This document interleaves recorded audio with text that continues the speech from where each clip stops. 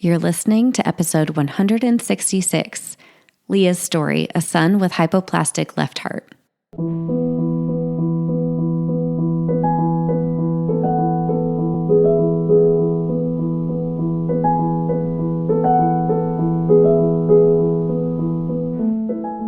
Hello, my friends. Welcome to Child Life on Call. This podcast is a safe place for parents to share their stories about what it's like to have a child that has a medical experience, diagnosis, disease, and or everything in between. We know there's power in sharing stories, and that power multiplies when you can listen to other parents who have walked a similar path to yours. Giving and getting advice is great, but hearing how another parent navigates the complexities and nuances of healthcare is even better. As a child life specialist, my role is to support, validate, and provide emotionally safe spaces for kids and their families, and I am so honored to be on this journey with you. In addition to parent stories, we sprinkle in some expert episodes every now and again that have content for both parents and professionals in the field of healthcare, all with the mission to empower parents to be confident advocates and partners with the care team during healthcare experiences. We're so glad you're here. Hello, my friends. I feel like it's hard for me to get this started because we just, Courtney Given is here. Hi, Courtney. Hello. So happy to be with you again. Me too. This is a lot of fun to be with you and just really feels pretty meaningful. Courtney and I had the opportunity, and I'll let you kind of introduce the story with Leah because you've followed her. And how did you get in touch with her story? I think the heart community just rallies behind anyone they come across. Obviously, we can't follow every single person's journey, but people were just sharing Jackson's journey, and I started following them along.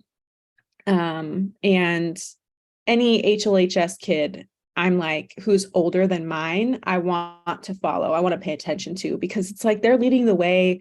Their parents are leading the way. And I just look up to them so much. There's just so much we can learn from each other. And so after following them and just cheering them on, it was just, it was beautiful. It still is to see him recovering post heart transplant. Yeah, I couldn't agree more. I think that makes sense. It makes sense in all aspects of life, right? You want to see when you were in ninth grade, you wanted to know what the 12th graders were doing. You want to see what people ahead of you have gone through so you can maybe prepare for your experience a little bit more. We just had such a beautiful conversation that I don't know how to put into words, so I don't think we need to spend too much time on this intro, but the loss that Leah has experienced, not just in Jackson's journey and grieving what she has been faced with, but before Jackson was born, is impactful. And gosh, there's something about Leah that's so calming. Did you get that from her too? Like stable. Totally. Oh my gosh. Yes. And just how direct she was with it all. Like, this is the reality, and we're going to embrace it and move forward so that we can enjoy our kid and enjoy our life for whatever it brings. Yeah. There was a moment I wanted to ask her the ultrasound. She asked the ultrasound tech, am I going to have to bury my child? And, she just wants the answers. She doesn't want it sugar-coated. Like, that strength that you can know and you want the truth of whatever's coming at you is really profound. And at the end of the day, I think it is one of the more helpful ways to go about it, because the more I've found personally that the more I've argued with reality, like, no, this is not how it's supposed to be, this is not how it's supposed to happen, the longer I feel I'm in pain. Like, the longer I resist and like just feel like I'm stuck in it rather than working through it, if that makes sense. It's hard. Yeah. Well, I'm so grateful that you're here, Courtney. So if you haven't heard her before, Courtney Given on Instagram, Courtney, CORTNEY.Given. And she is a Mindset for Medical Moms is her podcast. And she is a life coach for medical moms. So I feel life coached every time I talk to you. Oh, yeah. It's such a mouthful, but yes, Mindset for Medical Moms. Well, maybe that's why I keep inviting you, is because I'm like not paying you, but getting your services. We can chat anytime. Okay. All right, guys. Thanks for being here. And thanks, Courtney, for joining us. Before we jump into the episode, I wanted to let you guys know that if you are a parent, a child life specialist, or professional working with children, you're going to want the hospital or physician's office or urgent care that you take your kids to have the Child Life On Call app. It is an evidence-based tool designed to empower children and families during medical experiences. And 100% of the child life specialists who have used this app believe that it can help with expanding child life's reach beyond the bedside. And 100% of child life specialists believe it helps parents feel more empowered in their child's care. Learn how to get the Child Life On Call app for your facility or doctor's office by going to childlifeoncall.com/partners. Hi, everybody. We have two extra special people here with me today, and I love being less alone and making other people feel less alone as I sit here in my office all by myself. So we have Leah, who is here to talk about her son and her own personal experience as a heart mom. And then we also have our wonderful co-host back, Courtney Given, from Mindset for Medical Moms. And so, hi, I'm so glad that you both are here.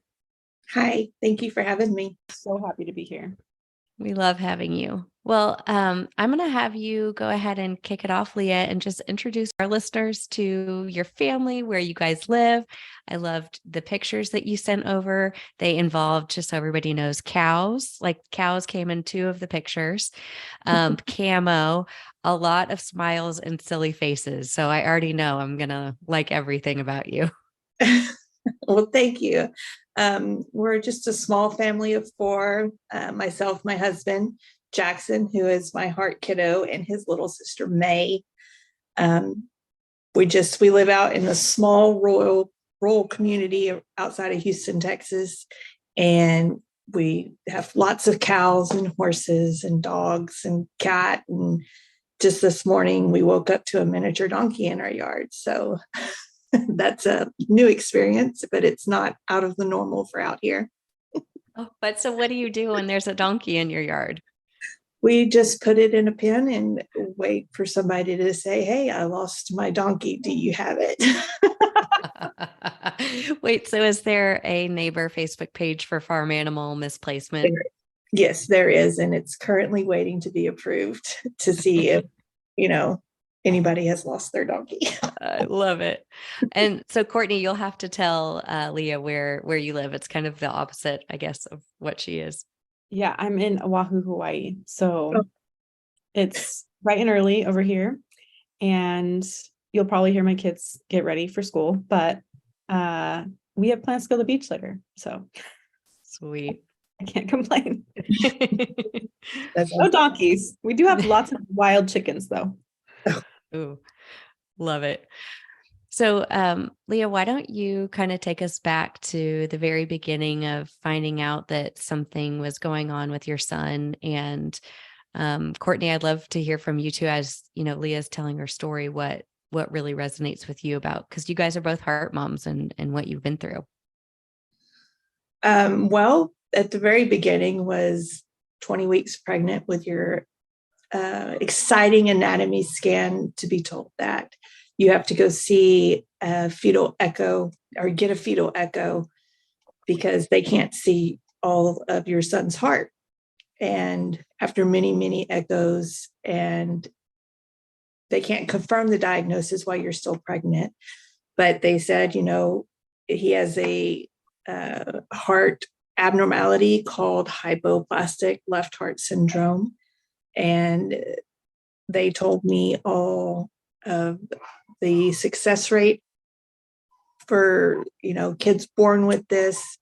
We had choices that we needed to make soon. We could either continue with our pregnancy or abort our pregnancy, or continue with our pregnancy and do heart surgeries.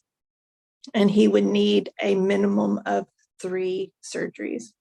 Was a lot to take in when I was already in a rough state of mind, because 3 months previous, well, it was probably more than 3 months, I had lost my first son, Marshall, in a car accident. And finding out I was pregnant with Jackson just snapped me out of a deep depression that I was in. And then to hear something can be catastrophically wrong with your child you're growing inside of you it was just gut wrenching again. And I knew as soon as I talked to my husband about it, because I went to my first fetal echo alone. I was like, this technician didn't know what she's talking about. Everything's fine with my baby. And it wasn't. But I knew immediately that I wanted to go through with these surgeries because I'm going to do everything I can to save his life because he saved mine. And it was just a lot to take in. Thank you for sharing a little bit about Marshall with us. And I'm sure he's just played such a major role in, like you said, saving your life and then saving his brother's life and having never even met him. So I'm so sorry that you went through that. And to have it all happen in the span of 3 months is really just unimaginable. So Yeah. I'm grateful that you're here and sharing with us. Thank you. Jackson went through his surgery with great ease at 4 days old. And then his next surgery was at 4.5 months old. And his Fontan, which is the last surgery that your child needs to have a great quality life and live into adulthood and grow old together. And it only lasted 2 years before his heart failed and he needed a transplant. After his Fontan, he developed a lung condition called plastic bronchitis. It's where your lymphatic fluid is the pressures inside your lymphatic system are too high. So it tries to excrete this extra lymphatic fluid and can either go to your liver or to your lungs. And his went to his lungs, called plastic bronchitis. So we had to fly from Texas Children's Hospital to Children's Hospital Philadelphia for their lymphatic embolization, where it was a success. Jackson was able to return home and go to school. We lived a normal life. And then he caught the rhinovirus in 2nd grade, and his heart failed from the simple common cold.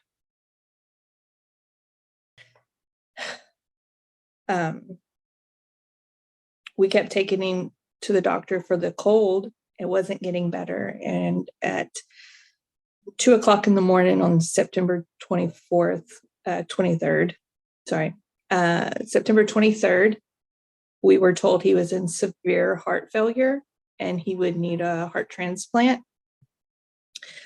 2 weeks after that diagnosis, he wasn't getting better. There was no stopping the progression of his heart failure, and he had to be put on a Berlin heart pump, where he stayed on that for 358 days.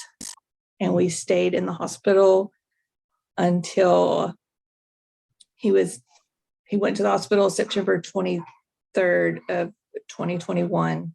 And we weren't discharged from the hospital until December 20th of 2022. So we spent just over 15 months in the hospital the entire time. Oh my, Leah, there's so much to unpack. I don't even, just thinking about, so much. I know what's coming up for you, Courtney.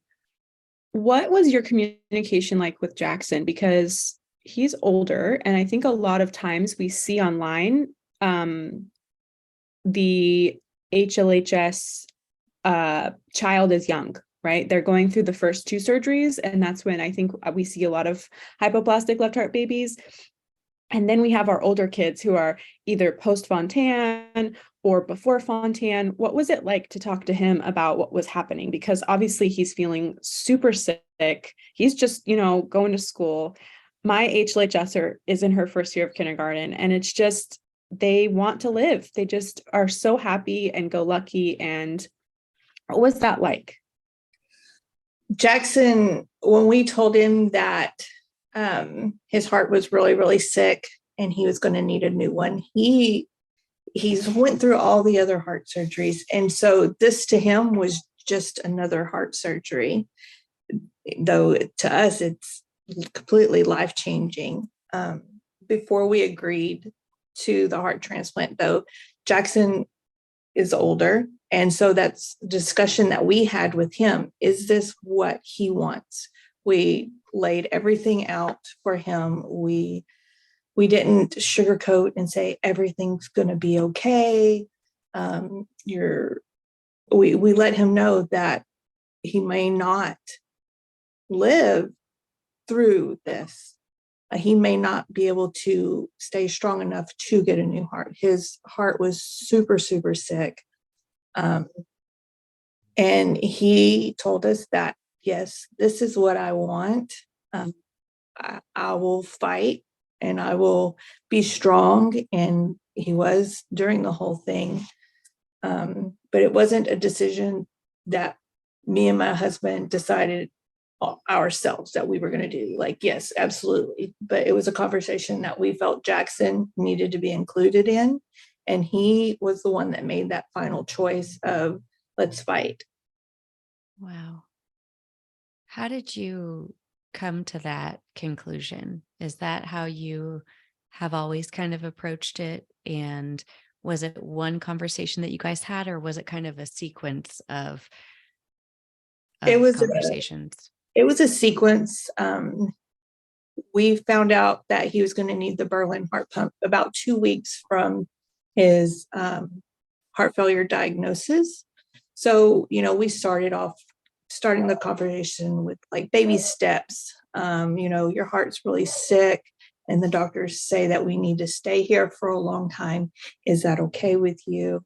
And he could feel himself not getting worse. He had quit eating, he had quit drinking. We had medications lined up in case of a cardiac arrest. It wasn't a decision that we just like hit him with, like, you need a new heart transplant. Are you going to do this? But it was a sequence of just building up to it, and then him realizing that, I just had a really big tachycardic episode. His heart hurt. And he realized that this is really serious. Mom and Dad aren't being silly with me. And, we live in the country, and we raise beef cattle, and, we have our horses. And so knowing that life ends for a lot of things, and so we don't sugarcoat everything, because we can't save everything. So we wanted to let him know that we may not be able to save him, but if he wants to fight, we will do everything we can to save him. I'm getting so emotional because I just feel like it's so real in terms of like, I think sometimes as a coach for moms, it can be so hard to just accept the reality that all life will end. And I think that's the hardest part about being a medical mom, especially when you've had this idea of how your life is going to look like, and you are thrust into a world where you're having to face your own mortality and a child's mortality and the preciousness of life. Mm-hmm. So what was it like to be experiencing this again it's a different way, but you've lost Marshall. Now you have Jackson fighting for his life. What was going on for you in terms of your own emotional state and like keeping it together or not? Because I know that that's all as equally as valid. When we were that first appointment with the fetal echo. And I remember vividly looking at the doctor and saying, so what you're telling me is I'm going to bury another child. And he said, you will. It's one thing that I've lived with from 20 weeks pregnant to now. So I do think about it a lot, and a lot of moms do. It's our reality, and all we can pray for is the advances in our medical field, in science, to be able to help our children continue on with the best quality of life that they can have. And that's our goal for Jackson, is to give him the best quality of life that we can give him. And if that means not going to school any longer, and just doing homeschool, that's fine with us. If that means not going on family vacations to exotic places, then that is fine. Just because my child's quality of life looks different for the heart healthy child's quality of life doesn't mean that we're not going to do everything we can for them. That's beautifully said. And so much wisdom, Courtney. You were ready to get some wisdom from Leah, and I think there's no doubt that it's pouring out of you. You bring up an interesting point, and the reason I'm thinking of this is when you wrote to me, you said, and we also have a heart healthy child, right? Because you have May too. So when you're thinking about your son Jackson and Marshall, there's May, and a long hospitalization just a year ago, we all know impacts the entire family. Everything is uprooted, and you're so dependent on loved ones, family, friends, community during that time. What do you think are some of the things that has helped May the most? Family, having those around her to support her and talk with her. When Jackson first started his transplant journey, in the very beginning, I would come home on the weekends and my husband would stay at the hospital with him, and I would come home and spend some quality time with her. And she told me one day when we were eating, she goes, I know Bubba's really sick and he can die. And it was just like a knife to my heart to hear my 5-year-old little girl at that time say, my brother can die, my Bubba can die. And I shut the conversation down right there. I couldn't handle that. And I said, Bubba's not dying. He's right here with us. I know you can't see him right now because he's really sick, but he's still here. He's still strong and he's still fighting. And that's what we're focusing on right now. So she knows that that her brother he can die, and he probably will before she's, before she, is old and a mom herself. We don't really bring it up a lot because I don't want them to focus on, I may die tonight, or I may die in a few years from now. We're focusing on that we're living right now, and we're making the best of it that we can.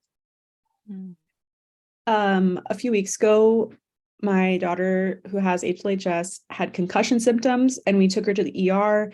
It was really scary to see how quickly she transitioned from consciousness to not.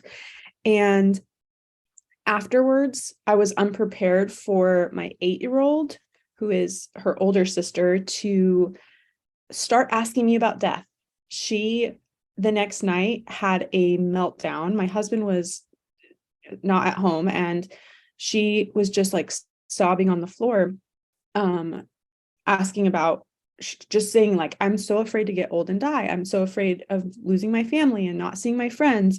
And it was so emotional to see her grappling with this concept of finality. And she never said it was about Zola, but she definitely indirectly was impacted by the hospitalization.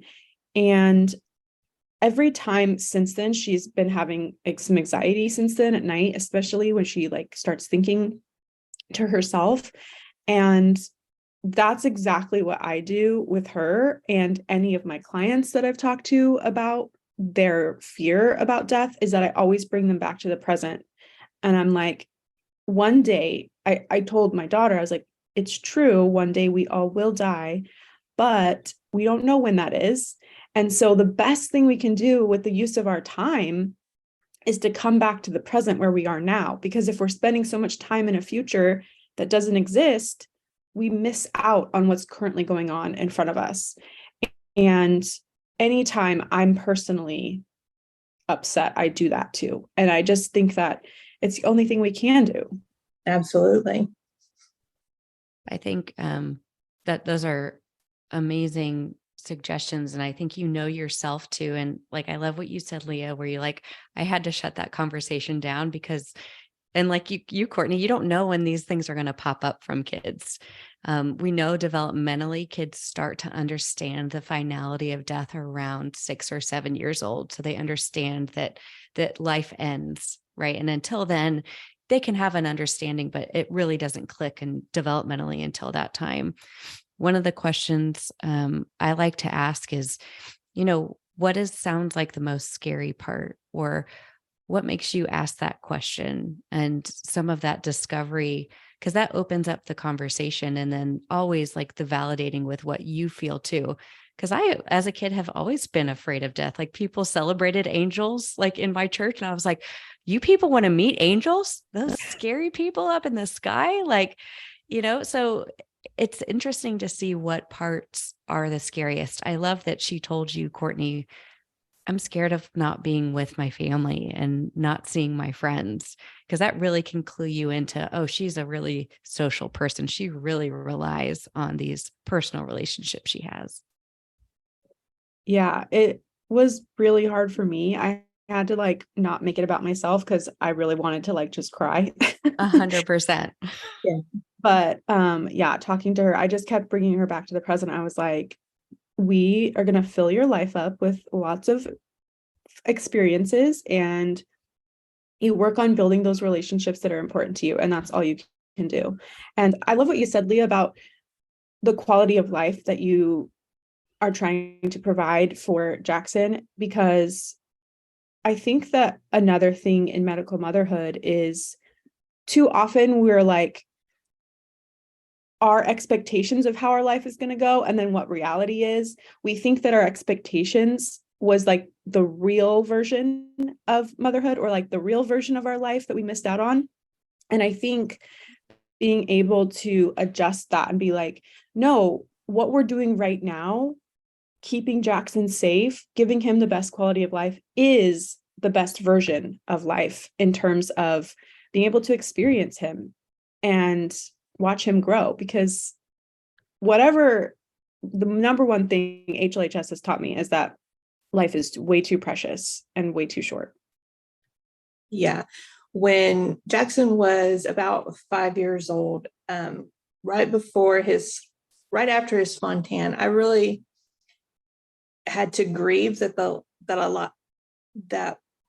life that I thought motherhood was supposed to be for me.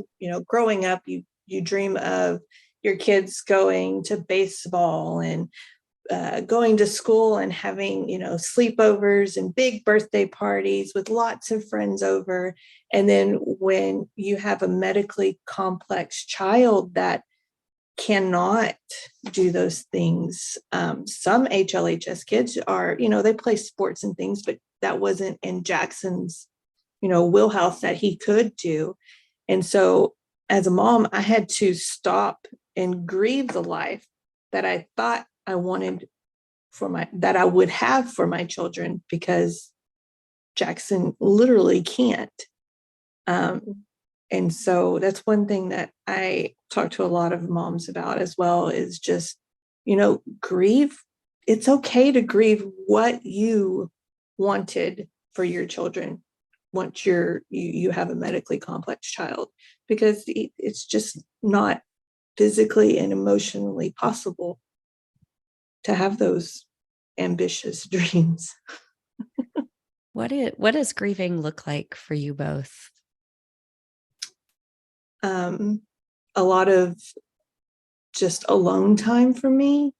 I'm not the person to when I'm sad, talk to a bunch of other people or anyone else really. I dive into a notebook or just really and stop and just process everything by myself is what I do. Crying. I don't like people to see me cry. So I will go off alone and just process. Yeah, similarly, I just have given myself unequivocal permission to be, I don't know if that was the right word, but just every permission possible to be sad if that is what's coming up for me. Like, I had someone ask about a heart transplant recently for Zola, and I was like, yeah, like that's pretty much going to be a part of her trajectory unless, science changes, which it could, but it also could not. And so, and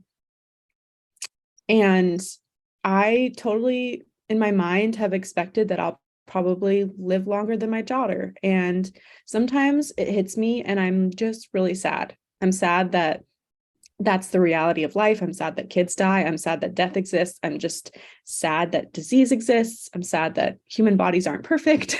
And I just let myself live in that sadness, right? Like I just let myself feel all the sensations of it. And I don't make it mean anything about me as like a mom or a person or a caregiver or a wife. Like I just allow myself to be sad. And it's really helped me because anytime it comes up, I'm not afraid. I'm just like, yeah, this is the time where my body and my brain need to feel sad and like grieve what I wish life looked like in my, everything's perfect essentially. Yeah. It can feel so scary to feel that sad and feel that sadness. Cause I don't know about you, but I always think like, what's on the other side? Is there another side of the sadness? Is it going to stay there? Do I come out of it? How do I come out of it? All of that comes up for me. I found the less I fear it, the more I welcome it, the more I understand that it's going to end, because it feels just like I just know that there's no point where you get over sadness in your life. There's no point where we stop loving other people, where we stop building relationships. Like I just thought about it last night. I'm going to keep meeting people who have people who they know, who they share about online and be like, this person is sick. This person passed away. I'm going to be continuously exposed to pain and hardship for the rest of my life. And being able to learn how to feel your feelings essentially, or allow them to exist and coexist with happiness and gratitude and all of the other emotions is for me a more useful way of doing it than resisting it. Because if you're constantly resisting it, it's draining, like just physically exhausting to try to avoid grieving or, feeling sad. Yes, absolutely. 100% agree. Before we got started, Courtney, you and Leah were talking a little bit about that whole idea of heart transplant. And I think it's not just for heart families, but when you're told your child has a diagnosis and you deal with that, and then something else comes up, whether it's a transplant. I was talking with a mom a few weeks ago. Her son has Down syndrome, is now 10 and has an autism diagnosis. And she was like, I was ready for a kid with Down syndrome. I don't know if I'm ready for a kid with autism. It's the same kid. Nothing has changed, but it's just these shifts and hits that sometimes keep on coming. And how do you both cope with the ever changing and ever evolving medical mom world that you live in?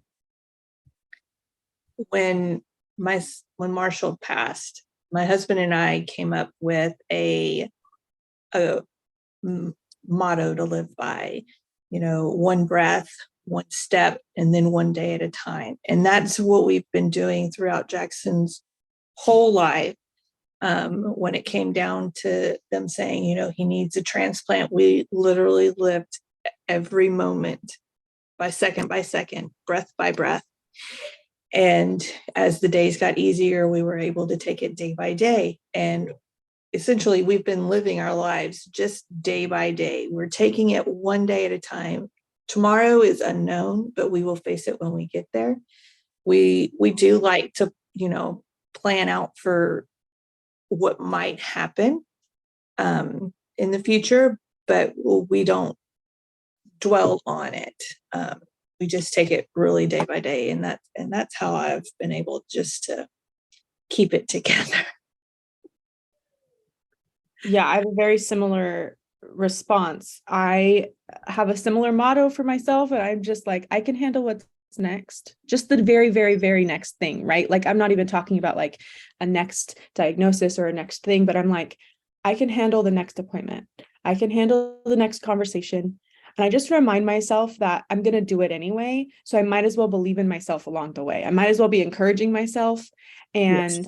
telling myself, like, I can do this. We're going to do it anyway.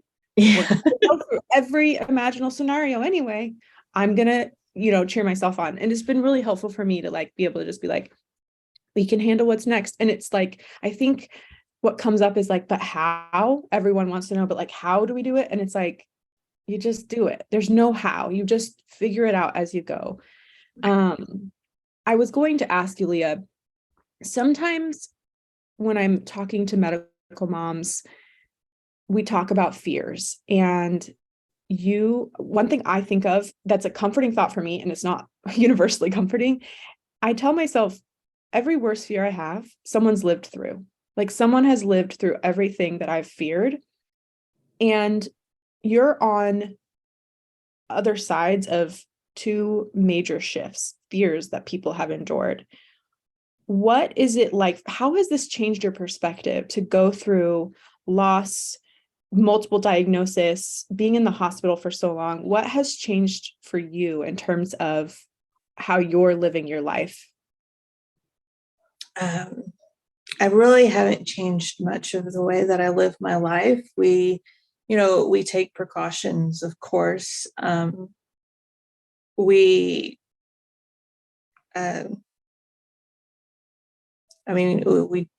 don't go a lot of places, but we wouldn't really anyways, just with the life that we live, living out in the country and having a lot of responsibilities on the farm and animals to take care of. There's not really much that I had to change, but it is just going back to the motto of just taking it a day at a time. That I just don't have I don't guess it really changed me a lot as far as how I live with Jackson's diagnosis. It's just, we don't do as much as many families do, but we still do things. For me, I feel like you're such an example of so much resilience. Like, you've just survived so much. What would you say to another heart mom who is in that place of not believing they can survive the things you have? You're either going to survive it or you're not. It's just, you have to be stronger than the diagnosis. You have to prove to your children that they are strong. You're strong enough, so they are strong enough to go on with the doctor's appointments, all the lab work, surgeries. I don't let that fear of loss, control my motivation to live and to keep my child in that calm state of, okay, we're going to have another surgery. Let's do this. Jackson, all of his surgeries, he never went in scared or fearful, a little anxiety, of course, but he never feared dying other than when he had to get the Berlin heart. I'm going to write that down and put it on my wall. I love what you said. I don't let the fear of loss control how I show up now. That's beautiful. I know. You have so much wisdom, Leah. I'm so interested. I keep thinking about like if I were working clinically and I got to meet you, I would want to just be in your room all the time. What kind of medical mom are you in the hospital? And how do you convey your needs and Jackson's needs? And I'm saying this for the parents who are listening at the beginning of their journey. Advocacy. You have to advocate for your child. Me and many doctors have clashed because they came in with the I know everything attitude. You know a lot of things about a lot of things, but I know everything about my child. I know that when he goes to the hospital, he doesn't want all these happy-go-lucky people in his room acting like, crazy people and silly all the time. I know that my son requires this med, and he can't take this medication. And if you prescribe him a suspension medication, a liquid medication, he will absolutely refuse to take it. You have to order all of his medication in pills. Otherwise, you're going to have to reorder everything. And it's just going to be that much longer before he can get his medication that he needs. Just your child better than anybody. And just because a doctor with a medical degree comes up to you and says, your child has this diagnosis, and so it should fall in line with these symptoms. It's not always the case. So you are your child's voice. Your child can't talk for themselves because children they're not confident in themselves. They just, it's an adult, so I have to do what they say. But you have to advocate for your child. Absolutely, 100%, all the time. Mm. Yeah. Permission to advocate. Yes. What was it like in the hospital waiting? I think when you go into, I remember very early on, I think it was about 2 weeks after our first surgery with Zola, and she had just gone on ECMO and was placed off ECMO. And we basically had started like a reset of like, oh, we have to redo everything. She has to learn how to redo everything. And there was a moment of panic, I remember feeling of like, there's no exit date. There is no one that could tell me when I'm allowed to leave this place. And I just remember feeling like, oh my gosh, it could be forever. Like we could just be here for so long. How did you manage that? Like just staying and not having that date of like, we're going to get you a heart at this point. Not having an end date and that's the biggest thing with all transplant families waiting, is not having that end date. It sends you into always being, have that anxiety of, I'm fixing to get this phone call. I have to stare at my phone, physically stare at it every day. I checked my phone so many times. I got on the internet and I searched, they have lists on the OPTN website. They don't give, your specific spot, but if you're on the list long enough, you can figure out where your child is. And Jackson was at the top of the list for a really long time. But the area, there's just so many factors to play into. I don't know why it took so long, 15 months to find a heart. But it's the way it is, it just eats at you, and you just have to take it a day at a time. Something's going to happen, whether you get that call or your child can't wait that long and passes. It's the reality that we have to live with, that our child may not live to get that call. I remember when we first got to the hospital with and he was still just in heart failure before the Berlin heart. One of the nurses were like, oh, maybe he just needs a few days on the medication and then he'll be good to go. And that wasn't the case. It just kept getting worse and worse. And one of the nurses told me, while he's on the Berlin heart, maybe his heart will recover and you can just take the Berlin heart off and go home. And And each time they would tell me that, it would just aggravate me for giving me that false hope. Yes, some kids can just have a couple of weeks on the heart failure medications. There's hardly ever anybody that recovers after a Berlin heart is placed in the US. I don't want the false hope. I don't like things sugar-coated. I want you to tell me how it is going to be, and then let me make my own plan of action from there. You just gotta, when you're in that way, you just gotta take it a day at a time and just enjoy the days, the good days, and file away in that memory box the bad days. We're getting close to time. I just could keep talking to you for forever, Leah, but tell us a little bit about when your family is like, you're in your thing, you're on your farm, y'all are laughing. What makes your family happy? And like, what do you come back to at the end of the day that makes you and Jackson and May and your husband feel just really good and fulfilled? We always just, for me, I always just watching them outside, taking care of their animals and just tending to the garden or just jumping on the trampoline.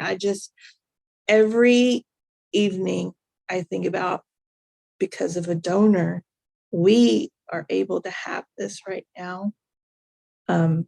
Without it, I don't know where we would be. For us, as a post-transplant family, that's all I can think about is, if it wasn't for somebody else in their darkest time saying yes to live on through another child, is just unimaginable. And I can't express my gratitude for them at all. Courtney, I'd love to hear a similar response. Like, what makes you guys click? Like, when you guys are feeling good, you're a family.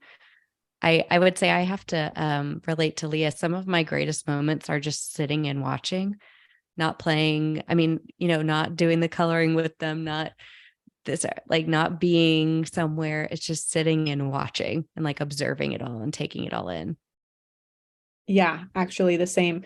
We, it's not exactly like Leah in the country, but where we live on Oahu is considered the country of the island. There's not a lot of industrialization, and it's like pretty far till Costco and Target and stuff like that. And so where we are, it's pretty simple, right? Like where our life is really simple. Our kids go to school, we go to the beach, that's it. Like we don't do a lot because it's like low key in Hawaii. And I think the other day we were at the beach and my 8-year-old was surfing in her surf class, and my 2 younger ones were playing in the whitewash of the water, and I was just sitting and I was writing in my notes app on my phone, and I just was like overwhelmed with gratitude about how simple and so great it was to just watch the sunset.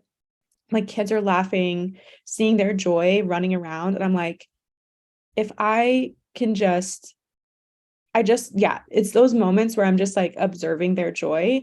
And I'm just like so grateful that we're in that moment of joy, because when you know the depth of pain and confusion and fear that you can feel, when you do get those moments of joy, you just are like, this is what I've endured for. This is what I've been working for, to be able to also feel these moments too. Yeah, those times are just pure bliss and amazing. And that sounds amazing. Well, thank you both so much. Leah, would you share with us where our listeners can follow along with you and learn about your family and hear more Leah wisdom? I mostly use Instagram. It's under our_HLHS_life. Jackson also has a Facebook, but they always correlate with each other with Jackson's journey with HLHS. Great. And what about you, Courtney? I'm on Courtney.given for Instagram as well. No you and Courtney. I don't know why, but Cortney. I don't get any license plates, keychains, but I just wanted to say, Leah, I remember you posted recently a picture of Jackson with a lot of his scars showing, and I literally like stopped whatever I was doing, and I just like looked at that picture, and it just was like breathtaking in the most beautiful way. It just was like he's fought for life. He's fought to be here, and it was such a powerful reminder for me to be grateful and to know how beautiful life is. So thank you for sharing him and updating us on his journey, because it's been inspiring to watch him. Well, and thank you for following and just being strong for yourself, honestly. I hope everybody who listens to this feels like they just got an hour of self-care, because that's how I feel. I feel incredibly fulfilled, incredibly grateful for both of you, and just can't thank you enough for sharing your hearts, the hard stuff, the laughs, the good stuff. So thank you so much for being here. Thank you for having me.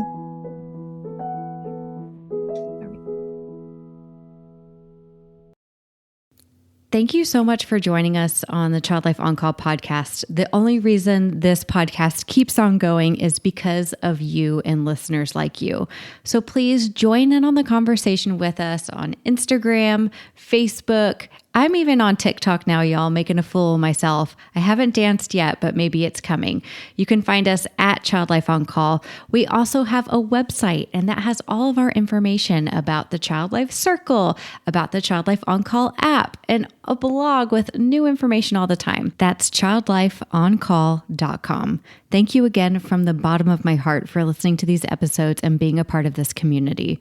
We are so grateful and so honored to be able to provide this for you.